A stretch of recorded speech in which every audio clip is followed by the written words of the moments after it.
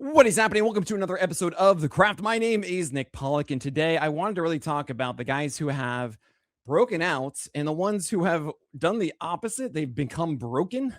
And who better to bring on to talk about it than my good old colleague, Saris. It's great to see you. Good to see you too. And first question that I'm going to ask moving forward every single time. Who is the pitcher that you just cannot stop thinking about since we last spoke? Troy Melton. Yeah, he's so good. Yeah. He's so good. Just watched him dissect the Orioles. They did something that no team had done since 1933, which is score multiple runs in every inning and not allow a run. Oh my gosh, is that right? Yeah. Wait, every inning, every single frame, they scored a run? Yeah. I've been waiting for a team to do that forever. I know that sounds ridiculous, but like in my head, I'm like, oh, you were so close. Is that's the awesome. dissection. I mean, the thing that stood out for me, and we talked about this on Rates and Barrels a little bit today, so I won't go into too much detail, was just, our methods of understanding command and because if you look at Fangraphs, the prospectors, they gave Melton a 45 present, 50 future command, which is not a great command grade. And then you look at Location Plus, and he has like a 98 Location Plus. And then I watched that game, and I was like, he can do whatever he wants to the ball. Like he's throwing four seamers on the rail, four seamers at the bottom edge. He's throwing cutters high, cutters low. I don't know. It looked like he had full command of a wide and interesting arsenal of power stuff. I mean, he looked near perfect out there. And I know that like any game to game, guys look perfect and they don't. And I think that's part of the answer when it comes to command. But it was just hard for me to watch that and say, this is not below average command. Yeah, it's oh man, that really surprises me that we saw that number. For me, I have a very simple rule. Watch a guy pitch and then ask yourself, do you feel that he's battling himself or the batter? Right? Do you feel like he's saying, cool, he's setting someone up, he does this, okay, cool, throw this pitch, and he throws the right one in the right spot and he gets a strikeout or so. Great. And the next pitch is he going in the right area. You know this just watching it. And yeah, Troy Melton absolutely is that. There's so many that I've criticized in the past about like, I don't really think he knows where it's going. It's chaotic, etc. And you'll hear about at least one of those today, where I don't feel that. I don't feel like this guy can put the ball where he wants to and execute the thing when he wants to do it. And Troy Melton, certainly, yeah, he's exceptional. I guess the breakout came with the cutter because he had the split finger. And I think he's been sort of slowly replacing the slider with the cutter over time.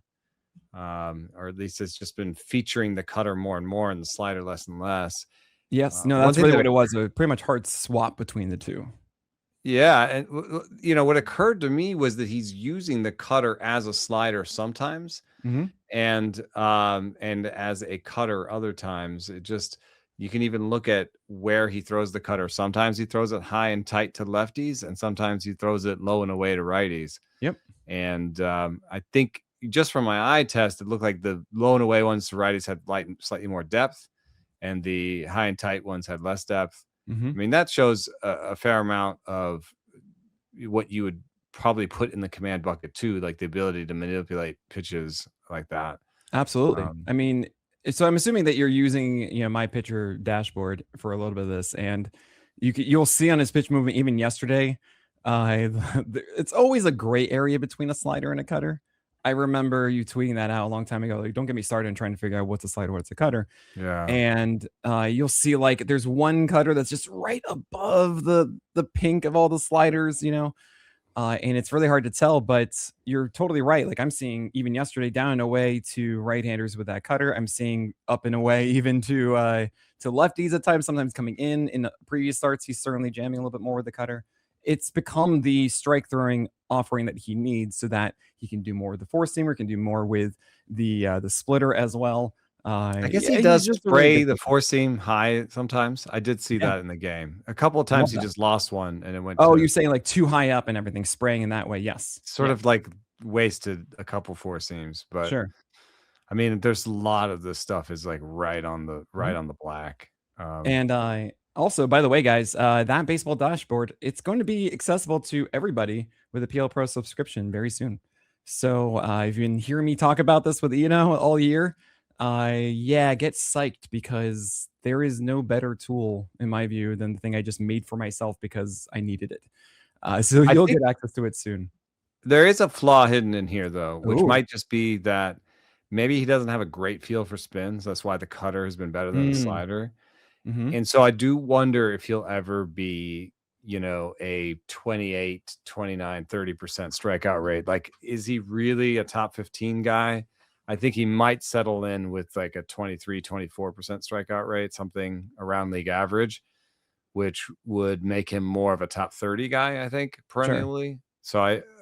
But I don't want to say that that's obviously what he's going to be, because maybe he develops more feel for the splitter over time. Maybe he Hmm. adjusts that and starts throwing it even more. It is a pretty nice pitch. I mean, it's a hard splitter. It's 89, 90 with good movement. So, Right.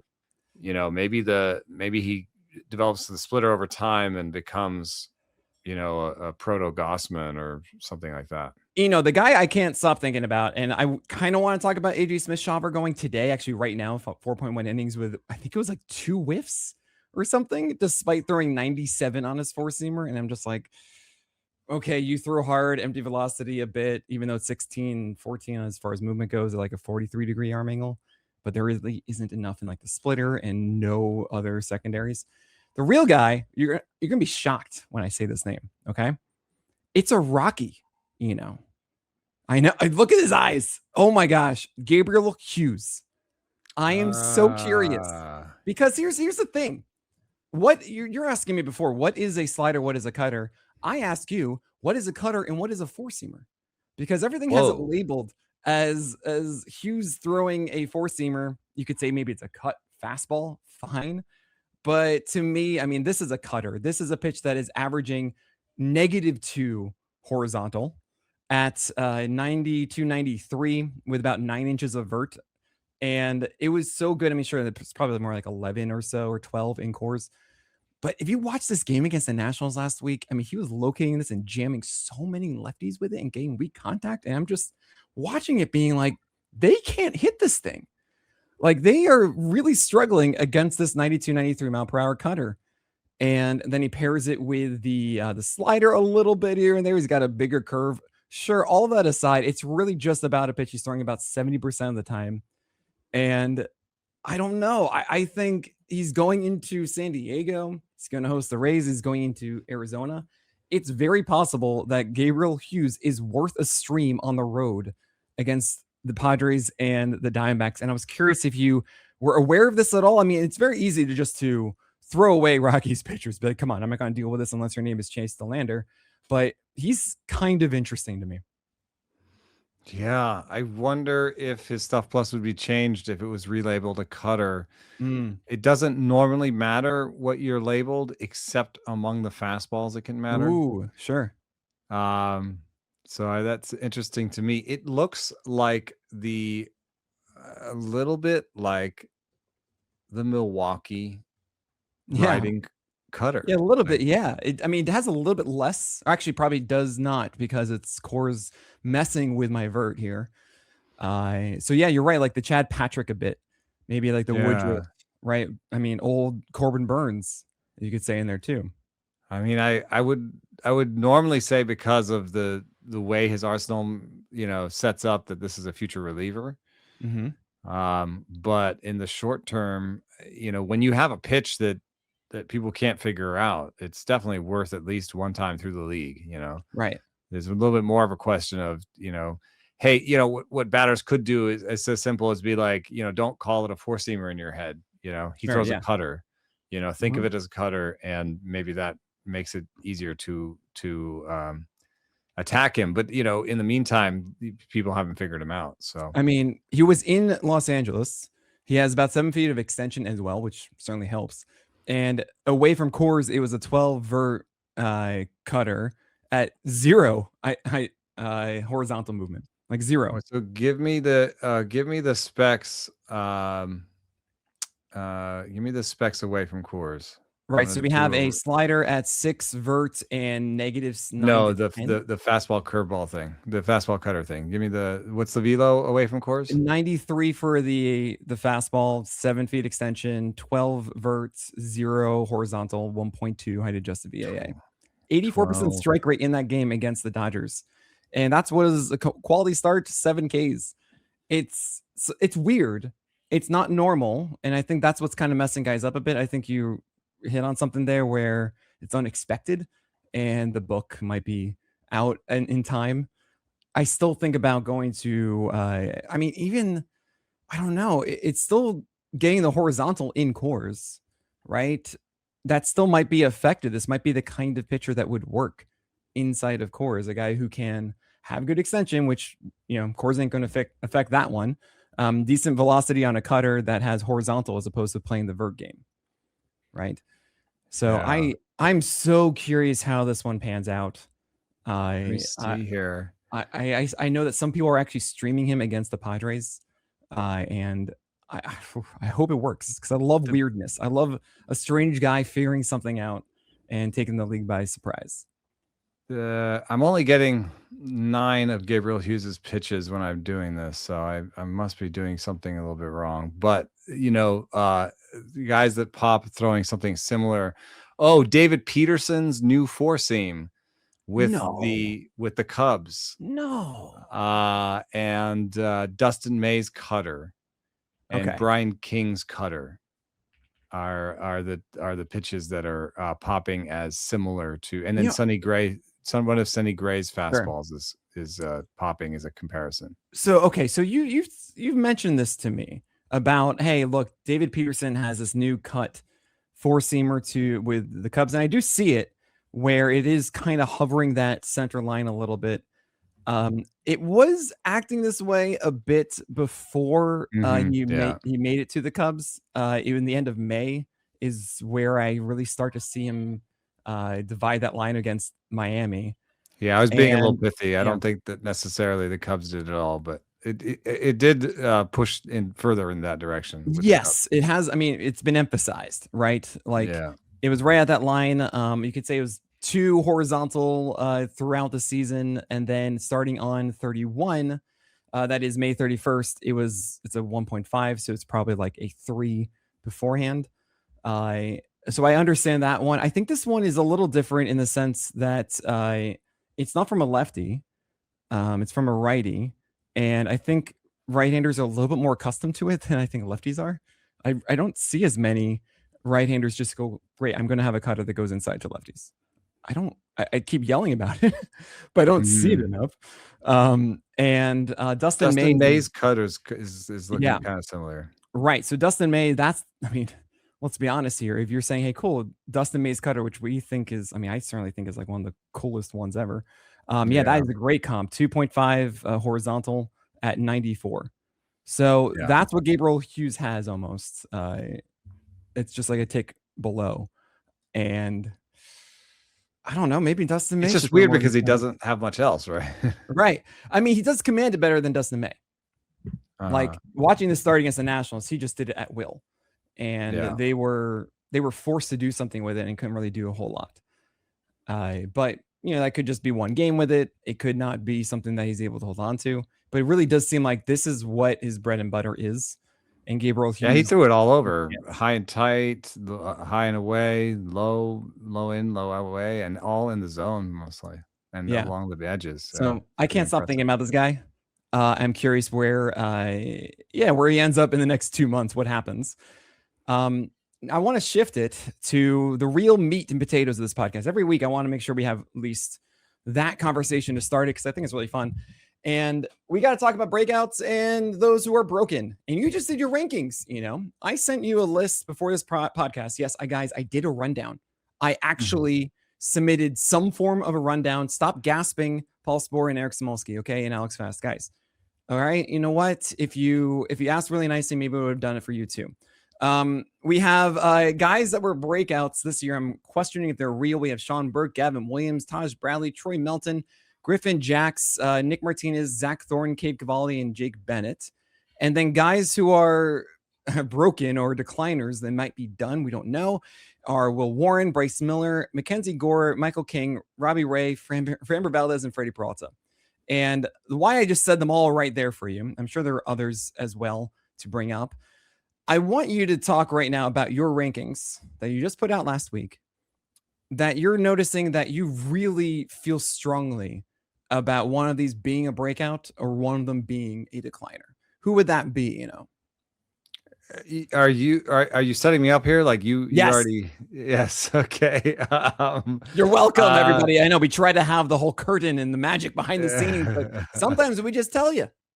Well, I'm not looking at my rankings right now, so I could in a second, but without looking at my rankings, I would guess that I had a huge up arrow on Griffin Jax in this last ranking. Melton went from like 70 to 50 or 49, so that was a big up. Oh, and Burke went up a lot after our conversation. oh really? Yeah, so Where is he now? They're all kind of near each other. They're all back in top 50. Okay, so just to be clear here and transparent, guys, if you remember last week, we had a conversation at the very end because I was like, guys, I messed up. I should have just done the rankings with him last week with Eno, and I couldn't help myself. I saw that Sean Burke was, I think, very low.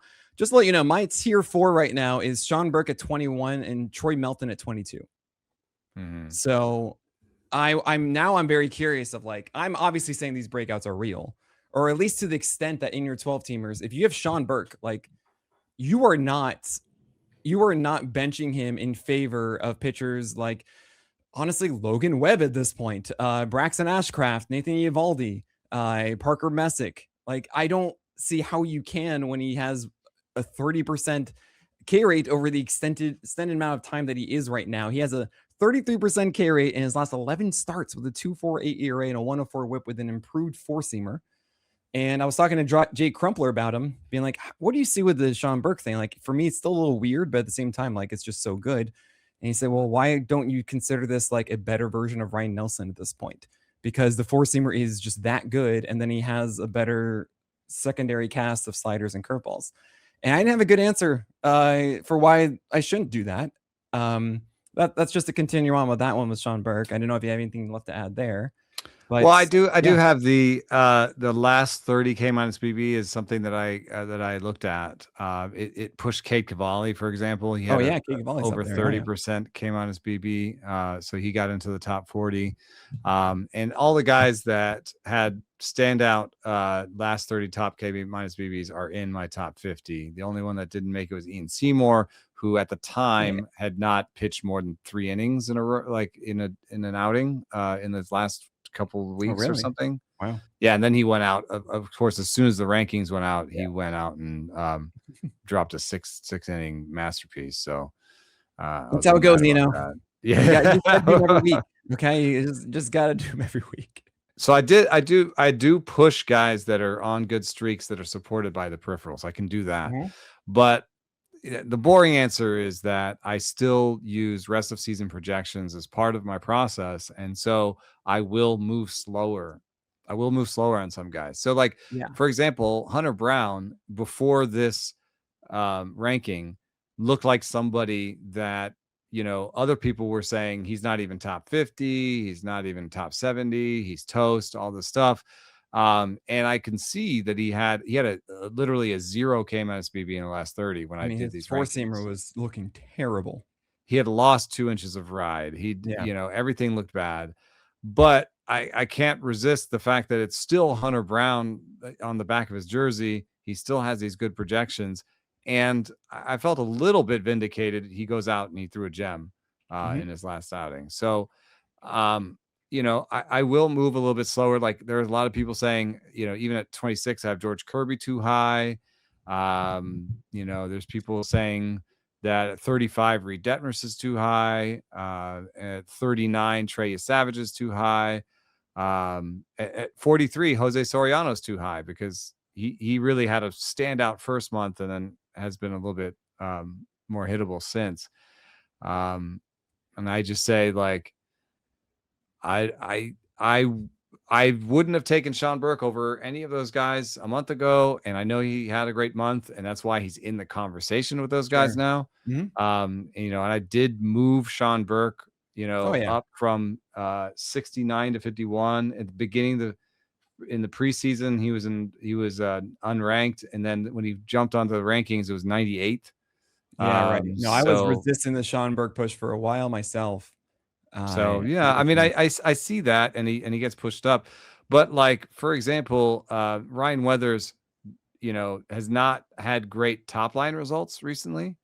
But he himself has an 18% K minus BB, and for the season, he's among the league leaders in K minus BB. Mhm. And his projections are like almost a half run better than Right. Sean Burke. So that's where I ended up. I was trying to push them higher and higher and higher, and it sort of, Yeah, yes, I could have pushed them into the 40s. Like Christian Scott, I had 41. Maybe now that I think about it, I could push this Melton, Robleski, Sean Burke group that was like surging. Maybe I could have pushed them ahead of Christian Scott, because Christian Scott was all himself 4 innings, 5 yeah, innings, right. No, I actually really lowered Christian Scott in my latest update. Yeah. because he hasn't been efficient enough Hasn't to, done it. given the pitch count they're giving Right. him. He hasn't been efficient enough to go So, deep. So I could have been 10 off, but I don't think that I would have been as aggressive anyway, pushing Burke into my top yeah, 25. it's But I so, mean, my top 25, I think, is full of really, really good pitchers. I can't right. imagine putting Sean Burke ahead of Gavin Williams or Braxton Ashcraft, even with his struggles. Williams, I do have above. Ashcraft, Uh, I don't, because I think he's getting a lot worse against lefties with his breaking stuff, and it's kind of something he got away with a little bit before, and now it's normalizing a bit. mm, But I still have him top 30, I think, Braxton. Um, I, I like challenging you on these just because I think it does highlight like the tough problem that we both have, right? Is I always like to summarize it as guys have done everything up to now, and that does not necessitate that they will do it moving forward. yeah, and Right. you want to be reactive because Right. guys do break out, but you also don't Like want to overreact to stick to my 3 good guns starts or or react whatever. to the thing. Like either Yeah. way, it's a lose-lose in some fashion. And it's always very difficult to discern like when is this a proper shift and when it isn't. And so I also have the luxury of doing this every week, and I can kind of make those moves a little bit more, and just it keeps kind of going. I also Mm. get a little more, I certainly get a little bit more convinced that when I see some sort of velocity change or something going on, like Kate Cavalli, I was so out on for ages. But now I'm like, dude, you are throwing a tick harder on your four seamer and 2 on your curveball, and you have this cutter now, and you are a different pitcher than you were before. While Sean Burke is having, I think it's a 20% swing strike rate on his four seamer in those 11 starts, But which have is you seen right. a difference in pitch movements? It's an inch extra tick in velocity for Mm, Sean Burke, and he's throwing it more upstairs more often. He's also all right. getting more strikes with his secondaries as well. So it's like the secondaries aren't completely disappearing, and he's just in his amazing group with his four seam where nobody can really do a lot of damage against him. By I'd the like way, to you said, highlight, yeah, I'd go like ahead. to highlight, well, a couple of things are interesting to me about the next 2 names on the list, Gavin Williams and Taj Bradley, which is that um, I've been remarkably consistent about my ranking for those guys, even though Mhm. their numbers have gone up and down. Yeah. I've ranked Gavin Williams between 42 and 23. I guess he peaked at 19 at some point. Mhm. But that's not a wide ranking difference. It's like, That's exactly where he is peaking for me right now. yeah, and he's always it was going into season, he's pretty good, but he's got some risk. And then as Yeah. he showed that he was breaking Yeah, out, bro. but then I don't forget the risk, so I'm not gonna move him into You my guys top remember 10 the right rant I now. had at the end of last year about the journey of Gavin Williams, okay? Real short story there is that he started throwing four seamers instead of sinkers finally. He Like he also went to that de-emphasized the cutter that was and then such a completely axed the big cutter. deal. And that's the Yeah. last 4 games. And guess what he's done the last 4 games? At least 11 strikeouts in each. Yeah, and So, yet, but also like he's lost to those games, and there's been homers, and like it is interesting. The cutter had poor like batting average numbers. mhm, I wonder if he doesn't actually like bring the cutter back at a smaller rate, like, sure. just Oh, as yeah, a well, that's wrinkle. what the whole story is, right? It's like this constantly you're seeing the pendulum swing and slowing down. right? And he needs to shove it this way, but then he needs to pull it back a little, and then eventually settles to where he's supposed to be, right? He shouldn't axe sinkers to right-handers. He should still have that as a surprise pitch. You're absolutely right. The cutter should still exist in some form as a surprise pitch, but the foundation should always been the four-seamer with Gavin. And with Taj Bradley is someone that I think at this point I have to keep raising on the list because he's on such a good heater. And really the only time he was bad was leading up to injury and then the first start back from injury. And I've had him between 82 and 54. Right. Where he is right like, now. So because I was talking about before about the subconscious, you're subconsciously watching a pitcher and seeing if he's executing. And this dude does not execute. No, he does not. He has but I do have a visual for you. I wonder what you think of this visual. I don't know if you can put it up on the screen right now, but you can look at it. Maybe we can put it up in post. Sure, yeah. But so he was throwing the cutter inside to lefties as is the sort of normal thing that you do, right? Right, yeah. But he wasn't executing it. So it was kind of middle to lefties in June. And it got spanked. His strikeout rate was worse, and he was declining usage on the cutter. And then he just reimagined completely what he could do with that pitch. I wonder if it's just sort of, hey, you're missing over the plate. Let's just completely have a different target for you. Let's throw the cutter high and away to lefties and back foot. And let's just eliminate this like middle that you've been doing. He's still, some of them leak middle, but this emphasis on high and away, I think has been better for him. So you honestly know what I think about this is I think he's just trying to do back foot the entire time. And he's just missing high sometimes. I legitimately believe that. Because I think honestly, it's on the same axis. Right, it's on the same axis. Totally be. Yeah. And I think that's just a healthier way for him to do it because he would get burned on that. I would also imagine, like, I think about this all the time of how I used to, when you have breaking balls that miss, right? You're trying to spike it. When you have a miss, it usually isn't actually middle. Right? You're coming out too early and it flings out of your hand or cast so. it. You cast it or so. Yeah. And that's where my head goes when I see this graph. When I see those are the ones he's like sort of slipped out of his hand a little bit. And right. It's just like, those are the best up ones. But the ones he actually has it stays through, right? I had a pretty intriguing conversation with Brandon Sproat about this because Sproat's breaking ball usage has dipped below 10% on both of his breaking balls recently, and even his cutter usage is down. And I was like, it's command based, and he resisted what I was saying at first, but he did come around and sort of admit that, like, his curve in particular, it's a big pitch. It's like McLean's curve. It's not really well suited for the strike zone, basically, is what he said. It's not really well suited for strikes, like called strikes, because if he's going to think about putting it in the zone, then he's going to cast it. He's going to put a hump on it. He's going to slow it down. It's not going to be that competitive curveball. It reminds me a little bit of when the Yankees told Sonny Gray to throw his slider in the zone. He's like, well, my slider is just my curveball heavier, like throwing harder. And if I throw it in the zone, that means I'm not getting out in front, and I'm not finishing You're not getting it to the extension side.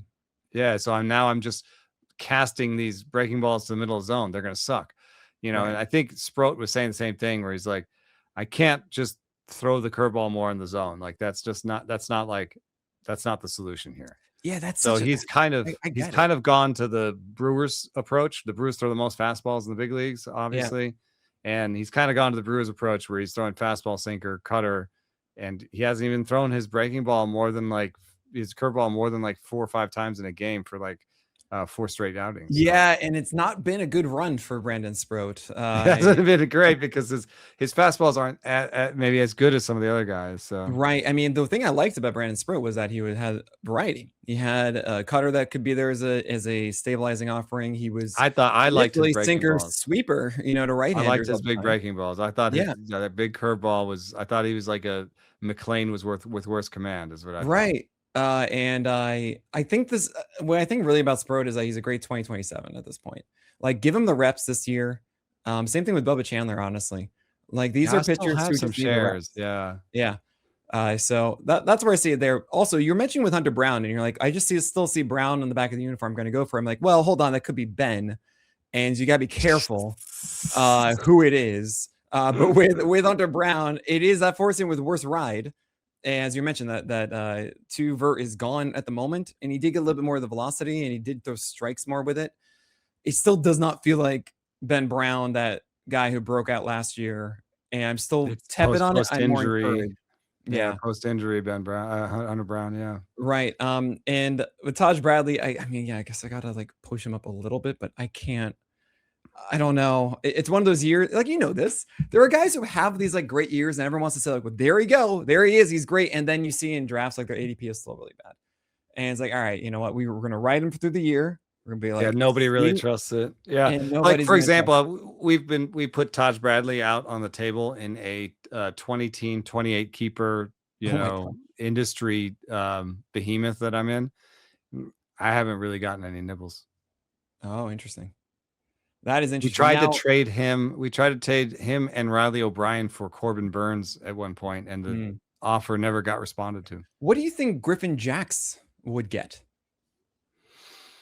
He has actually changed hands in this league. I forget what he returned. Well, what do you think he should return? Because I'm a huge fan of Griffin Jax right now. We just saw last night 93 pitches, 5.2 innings, 10 strikeouts. He got whiffs galore. That is all of his pitches. 4 of his 5 pitches had a 20% swinging strike rate, and the other one was a sinker, which was a 72% strike rate. So he's cooking at the moment.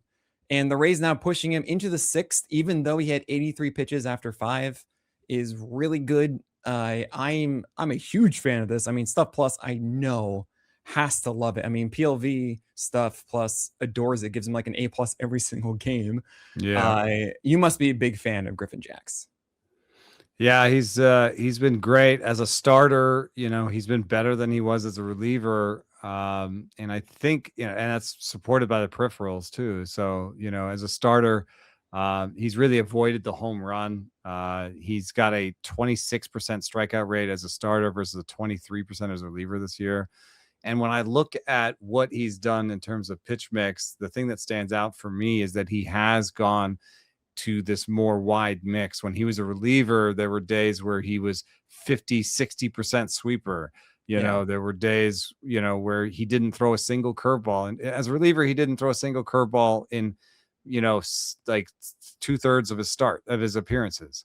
As a starter, he's thrown a curveball in every single, he's hovering on 10%. Now that seems weird. Why are you emphasizing this pitch that he's thrown 10% of the time? Well, A, Stuff loves it. And B, it's just representative of how he's hard to figure out right now, because as for a batter, because now he throws 5 pitches above 10% of the time.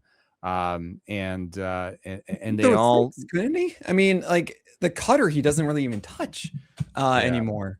And I actually thought it was like Rasmussen Light at first, because it was 4-seamer cutter with like the same kind of things. And he just actually removed himself from that with the blister stuff. Went with sinkers and sweepers and curveballs galore, and changeups. Oh my gosh, that changeup. And now that the blister's okay and he's throwing more 4-seamers, he's like, I don't really need the cutter, I guess. I think the comp here is prime Michael King. Oh, that's wrong here, because I think at his heart he's a sinker sweeper guy. That's who he is at his core. Wow. And the 4-seam, even as a starter, has gone in and out. Like he's used it 5% of the time, and he's used it 30% of the time. So the 4-seamer is not his best pitch, but it's good enough. Man, I mean, so when I remember, I have to look at this a little bit more in detail. I was really surprised when I first saw him as a starting pitcher. I was like, really? Like, this is what's going on? All right, let's take a look. When he only went like 2.1 innings or so in 31 pitches and started to get stretched out a bit more. And that was a long time ago in May. Oh my gosh, it's feel like ages since that happened. Right now, the 4-seamer's at 19 inches of vert at a 43-degree angle at 95 miles per hour with 1.4 height adjusted VAA. And to me, that's like so many pitchers would kill for that, right? To have that kind of flatness and verts, average arm angle, 18 to 19 vert on that at 95. Like, well, average arm angle is around 37. So, he's expected to have a little bit more vert. Sure. That's why his sinker scores better, is because it's a little bit unexpected given his higher arm angle. Sure. I yeah, I guess I'm a just better in Clay shock Holmes of is this. also a possible comp. Oh, that's a good. I don't have a great one personally Yeah. because it's a 90-mile-per-hour changeup also too, and this was actually a tick down yesterday. It's only 91. With that big sweeper, and we will talk about Michael King in just a second. But I'm going to phrase it a little bit differently. By the way, guys, Griffin Jax is dope. It makes us feel dope. Like, we know this. I won't waste your time with it. What's more interesting, though, I think, are the other decliners, the guys that we don't know if they are going Well, to really recover. really quick on Jax, Yeah, I think that one of the things that's keeping him back is just workload concerns and like, 93 will they pitches put now. him back to the pen or what will they do with him? Will they play games with him? What are their plans with him? I already have him at 33, but I could see going into next year, top 30. I don't know if he's going to get into the top 20, but that's where I would see him coming into the season. Yeah. I'm going to be so conflicted because I try not to get excited about these guys who don't really have that 7-inning, like expecting 6 innings every time, essentially. Yeah. And I generally overdraft them, I think. But I do want to talk about the guys who are broken and we hope get fixed in the last 2 months of the season. We'll talk about all those and more after this break. So I'm going to phrase it this way. I'm going to throw away Michael King because Michael King is weird to me, but he's not like necessarily terrible for your team. He had a terrible 1 inning against the Rockies, but still like 16 whiffs. He had 7 Ks and 117 whip, etc. Maybe it was 6 Ks, but I'm going to list the other ones here, and you're going to tell me your favorite one who is most likely to become the guy that we normally associate with their name. That is Will Warren, Bryce Miller, Mackenzie Gore, Robbie Ray, Framber Valdez, and Freddy Peralta. Of those, and I'm not necessarily saying who's the best, I'm more asking who is the one you think is going to return to their normal form. Yeah, might surprise you. Might surprise you, but you did see that I gave you a visual for this guy, Freddy Peralta. Okay, I hope so. The reasoning for this is one, a sort of slightly vibes-based analysis, which is just between 2022 and 2024, he was an extremely streaky second half pitcher. And I don't think that split halves are predictive in that way, but it just points out to me that sometimes things click for him. We've talked a lot about this with him. You talk about how he's crossbody. He's got these complicated mechanics. I think that sometimes things just click in for him. And when they click in for him, he just goes off on a streak. But in order for me to be like, why would he have these great second halves? I did remember that I've written like a couple of times over that time frame about Freddy Peralta's slider and how it's gotten better in the second half. And that's why he's been so great. And so I gave you this visual of Freddy Peralta's slider. And what you can see is between 2022 and 2024, he always added depth to his slider in the second half.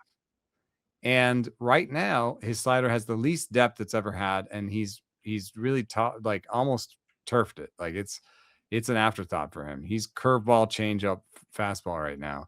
And I don't listen, I don't know. Is it injury? Is it was he like using sticky stuff or like what? Like, I don't know why he's lost the drop on his slider.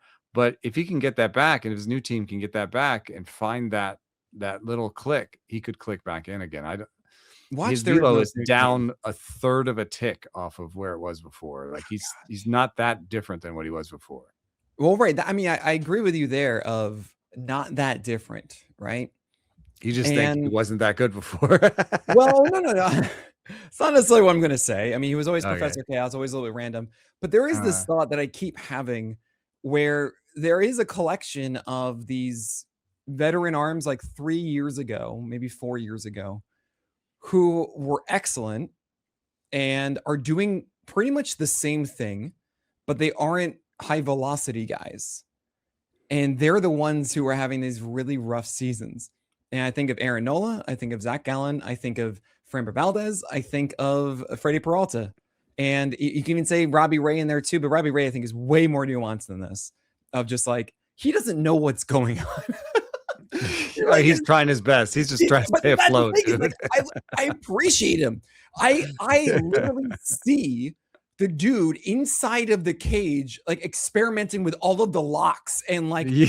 making like a little string thing together and trying to get the key out of the line, the bars. I mean, I talked to him about the sinker thing. He's like, the top of the zone is dead, man. Yeah. Like, I don't know. What am I supposed to do?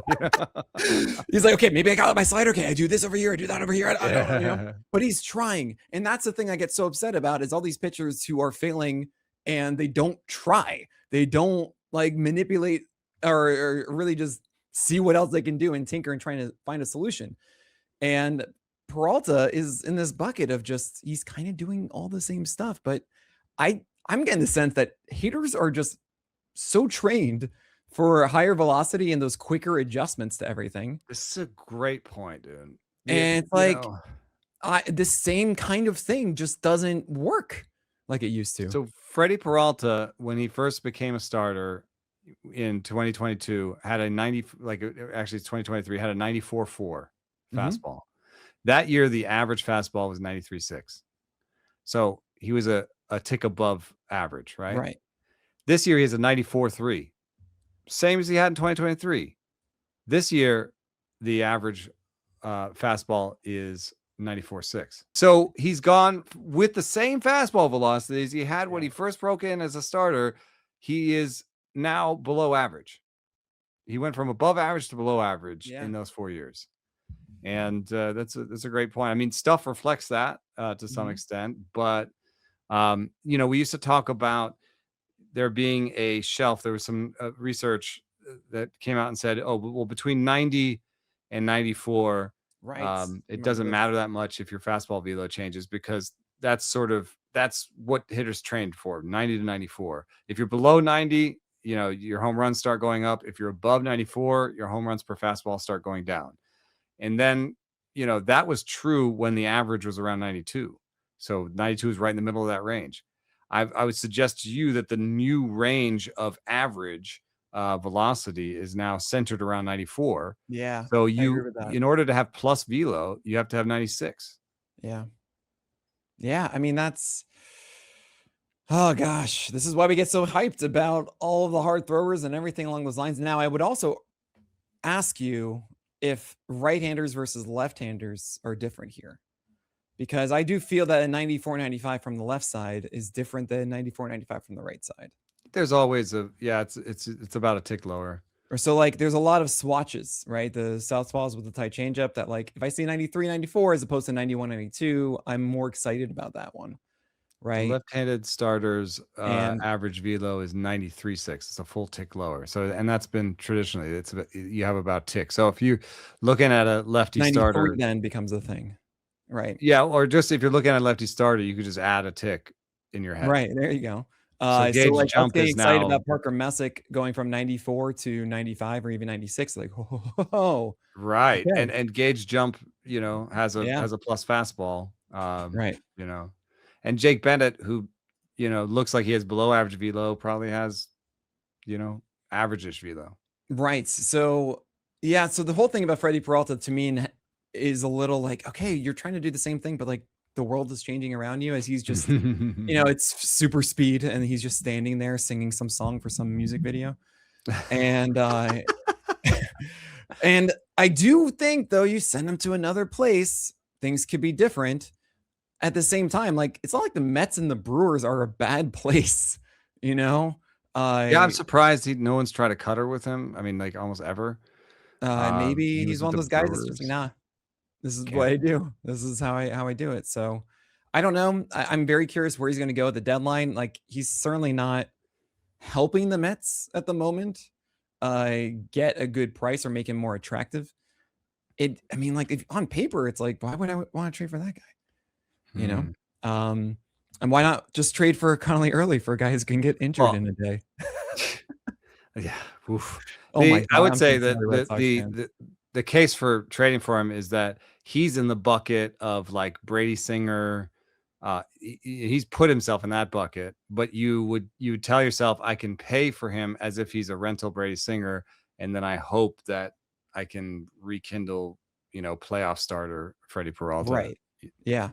Now looking at the rest of this, we have Mackenzie Gore, Framber Valdez, Bryce Miller, Will Warren. We already talked about Robbie Ray. We're just like, please, man. I feel like that's got that. He's got this. He's getting more into four seamers again. It's just a slider now. But among those, how I see this is Will Warren is going to the pen. I think it's him and not Ryan Weathers.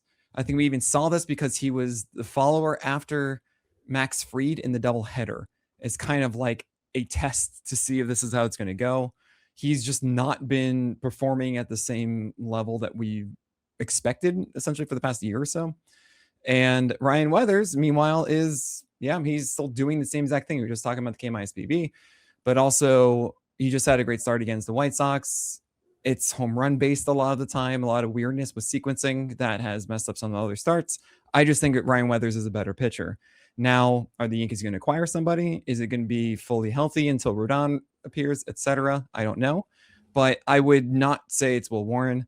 Bryce Miller seems like the bone spur that he did not get surgery for is finally like, yo, what's up? You forgot about me? Like, I'm here. The velo's down. I think he's fine. I think he's fine. Like of all the group, like I actually am maybe the least worried about Bryce Miller just because that was baked into the price when you got him. You know, like you always knew that there was a health risk. You didn't pay a lot for him. He's still out there pitching. You still want to start him every time he's home in Seattle. Well, that's the thing. He is looking not just worse than the velo side, though. Bryce Miller's, when he first returned this year, was looking not just good with the velocity, but he had feel. Like his secondaries were doing a ton, and now they're not. And that's actually, I think, the bigger issue than even the velocity. So it's maybe I think I have Warren the highest. If we're talking straight ranking, I still have Warren the highest out of this group. I mean, really? Bryce Miller the highest. Bryce Miller, sorry. Bryce Miller. No, but then it's Will Warren over Gore, King, Ray, Valdez, Peralta. Maybe not King. Yeah, I might take that back. I mean, I noticed that the strikeout rate's down since his great March, April, and he's been basically a league average starter since then. But I just thought he's a league average starter. Like win chance and all that. Right. Do you think that he's going to get moved to the pen? Do you think the Yankees are just going to start him the rest of the way? I mean, Rodon's back soon. They could even acquire someone. I think they're going to acquire somebody. That's interesting because they don't need it, but they're the Yankees, so they don't have depth outside of Rodon. It's Legrand is not healthy. They could go to a 6-man though because they're trying to keep Cole. Fried is just coming back from injury too. Yeah, so I think they'll go to a 6-man. I think he'll hang on, but I think he might miss starts. He might do what he did where you're not sure when he's going to start. The June where he had a 14% strikeout rate and a 10% walk rate was really eye-opening. But, he recovered. In July, he had a 22% strikeout rate, 8% walk rate. That's like dead-on league average. Sure. And he had a 381 xFIP that in July. And, I don't know. I did see this coming to some extent. I've been calling for regression from Warren, but I thought it would be regression that kept him in the rotation. Now I'm maybe worried that he will lose his job. I hear what you're saying. So I want to tell you one thing here about Will Warren. Since May 19th, okay, that is a long time. That is I'm doing quick maths here. 12 starts. He has had one game with more than 9 whiffs. One game, and that was his 7th strikeout, 15 whiff game against the Tigers on July 1st. That's propping up those July strikeout numbers. Yeah, right. His last 4 games, he has 11 strikeouts combined. Now that includes 0.2 innings on the 22nd, which isn't fair. But so I would say 11 starts instead of 12 overall, but it's not encouraging at all to see Will Warren. I watched him struggle with this. I watched him in his last outing, Warren, and he had bases loaded against a right-handed batter, and he threw some high four-seamers that the batter couldn't catch up to. And I think it was a game that Joey Votto had, or somebody was doing some really good analysis. I forget who was talking. Yeah. And they were like, I wouldn't throw him another sweeper because you're just doing him a favor because he's not catching up to that high heat. Right. And then Warren threw a sweeper and the guy hit a bases clearing double. Yeah, right. And 2 things are interesting about that, which is A, he didn't feel like he had the fastball to put him away. Like you know, especially this is like a 9-pitch AB or whatever.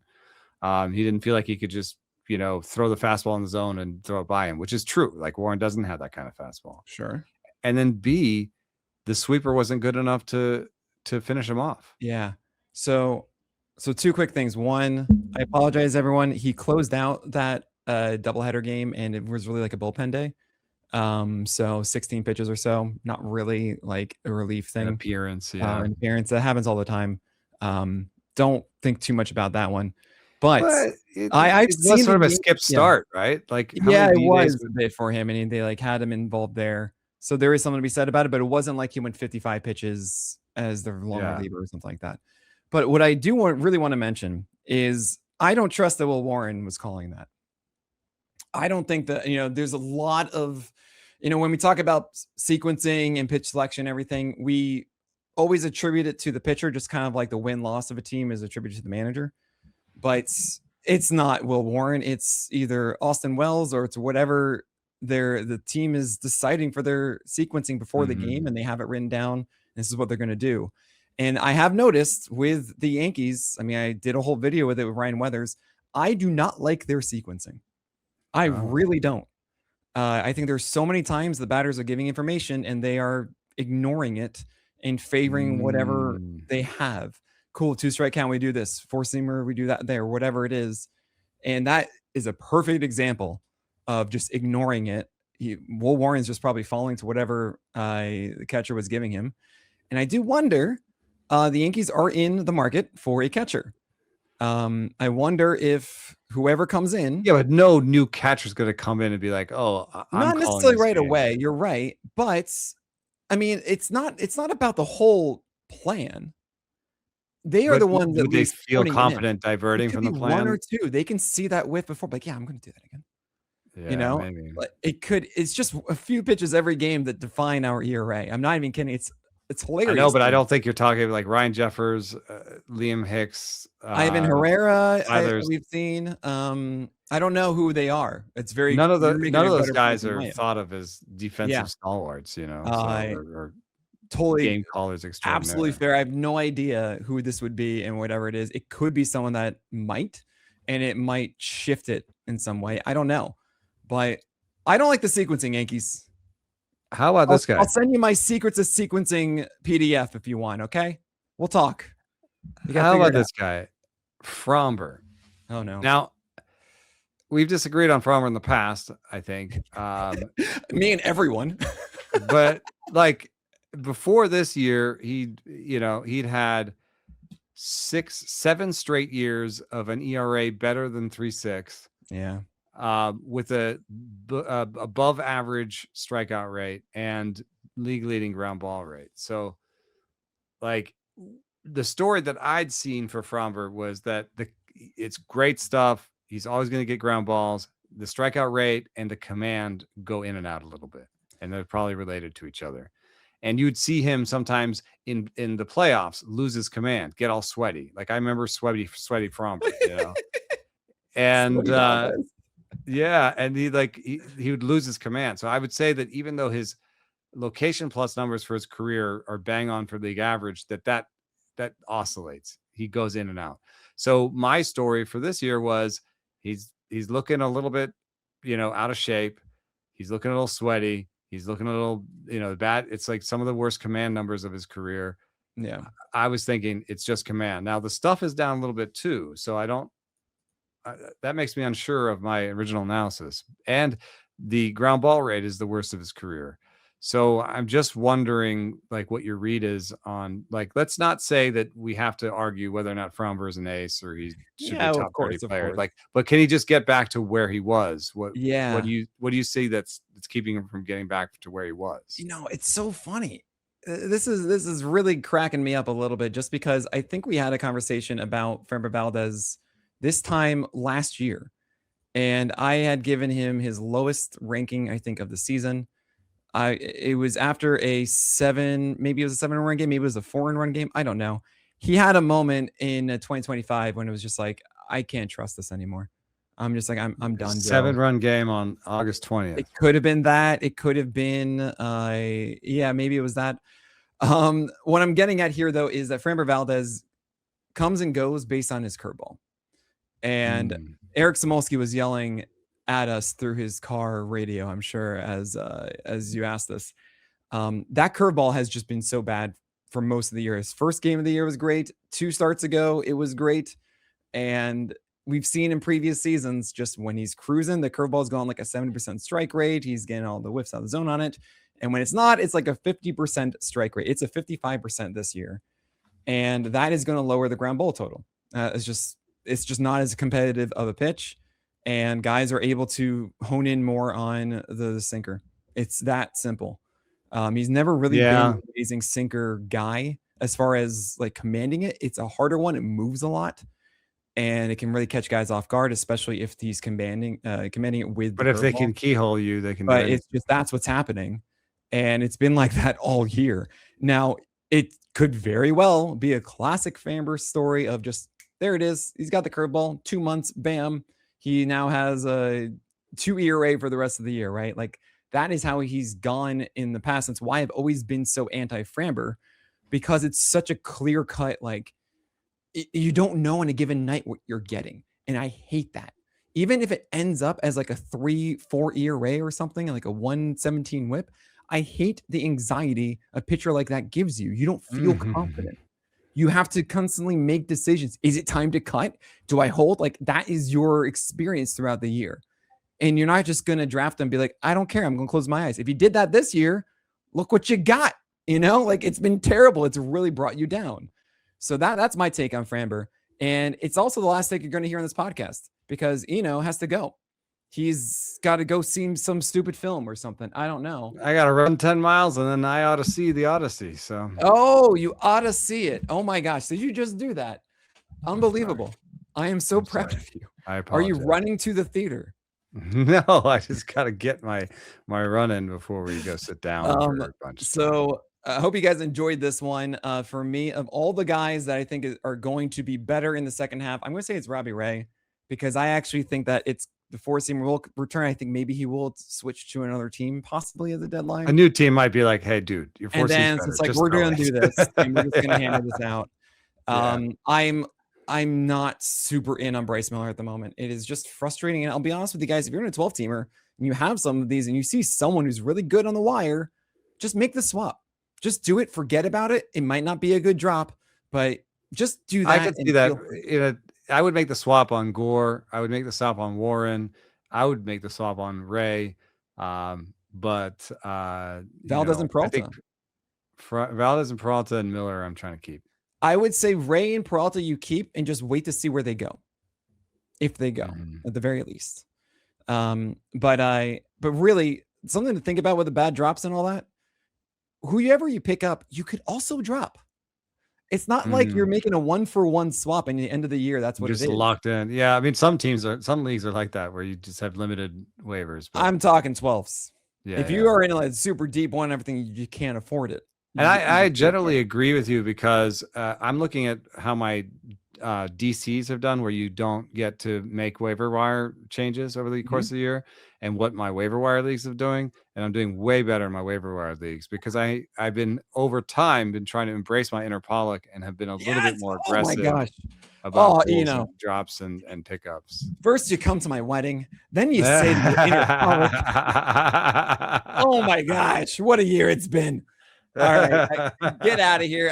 Huge thanks to Eno Sayers to be my wonderful special guest on today's episode. I have a special podcast next week that I'll tell you guys about, and I'll bring Eno back as well. We'll talk about all the trades and everything, that the impacts of them, if you guys still care about that.